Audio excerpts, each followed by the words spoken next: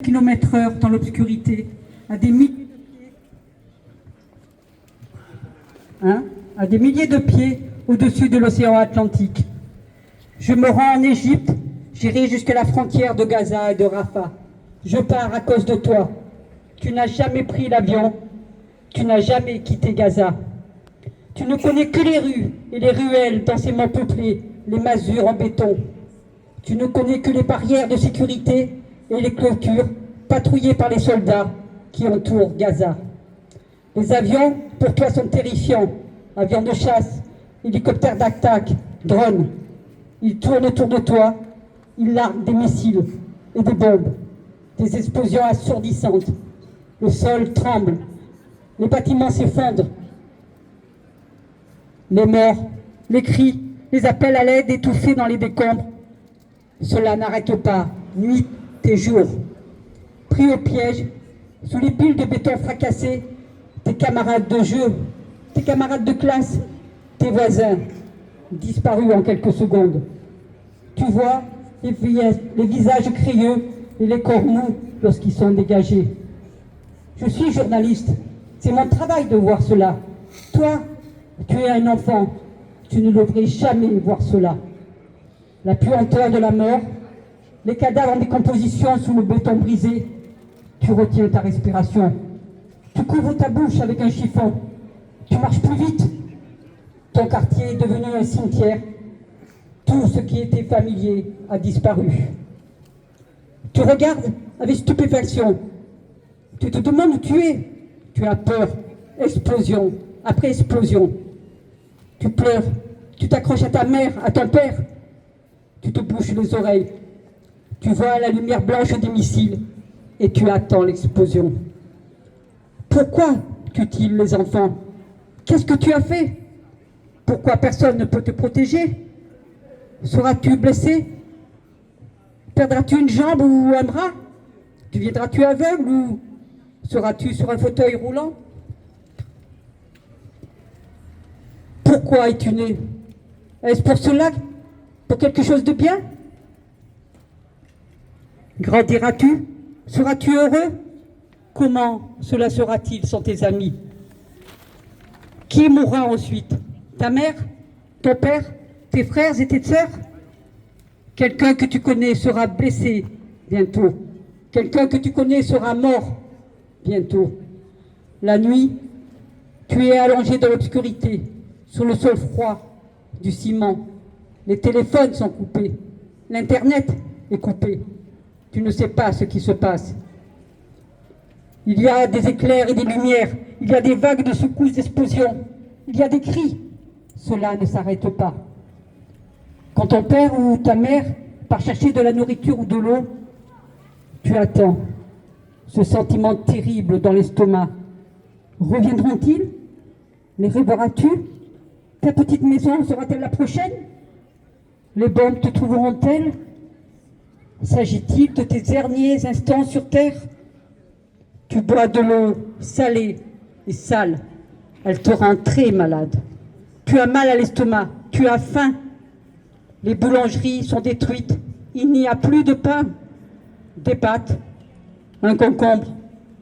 Bientôt, cela ressemblera à un festin. Tu ne joues pas avec ton ballon de football fait de chiffon.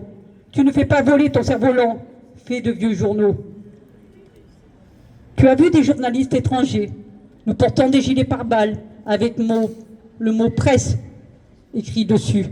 Nous avons des casques, nous avons des appareils photo, nous conduisons des jeeps.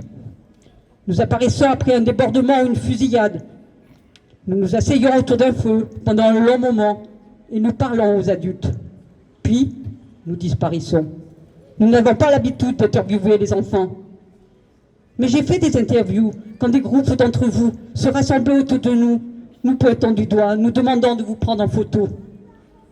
J'ai été bombardé par les avions à Gaza. J'ai été bombardé dans d'autres guerres. Des guerres qui ont eu lieu bien avant ta naissance. Moi aussi j'ai eu très, très peur. J'en rêve encore. Quand je vois les images à Gaza, ces guerres me reviennent avec la force du tonnerre et de la foudre. Je pense à toi. Tous ceux d'entre nous qui ont connu la guerre la détestent, surtout à cause de ce qu'elle fait aux enfants. J'ai essayé de raconter ton histoire. J'ai essayé de dire au monde que lorsqu'on est cruel avec les gens, semaine après semaine, mois après mois, année après année, décennie après décennie, quand vous refusez aux gens liberté et dignité, quand vous les humiliez, quand vous les enfermez dans une prison à ciel ouvert, quand vous les tuez comme s'ils étaient des bêtes, ils deviennent très, très en colère. Et ils font aux autres ce qu'on leur a fait. Je l'ai dit encore et encore. Je l'ai dit pendant 7 ans. Peu ont écouté. Et maintenant, ceci. Il y a des journalistes palestiniens très courageux. Plus de 50 d'entre eux ont été tués depuis le début des bombardements. Ce sont des héros, tout comme les médecins et les infirmières dans les hôpitaux, tout comme les travailleurs de l'ONU, dont près d'une centaine a été tué, tout comme les ambulanciers et le personnel médical, tout comme les équipes de secours qui soulèvent les dalles de béton avec leurs mains, tout comme les mères et les pères qui vous protègent des bombes. Mais nous ne sommes pas là, pas cette fois. Nous ne pouvons pas entrer, nous sommes bloqués à l'extérieur. Des journalistes du monde entier se rendent aux postes frontières de Rafah. Nous y allons parce que nous ne pouvons pas regarder ce massacre sans rien faire.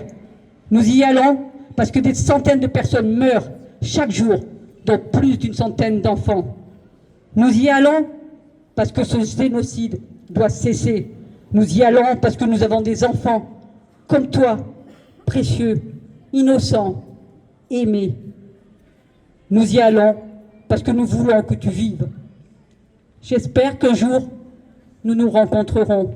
Tu seras un adulte, je serai un vieil homme, bien que pour toi, je suis déjà très vieux. Dans mon rêve, pour toi, je te trouverai libre, en sécurité et heureux. Personne n'essaiera de te tuer. Tu voleras dans des avions remplis de gens, pas de bombes. Tu ne seras pas enfermé dans un camp de concentration. Tu verras le monde. Tu grandiras et auras des enfants.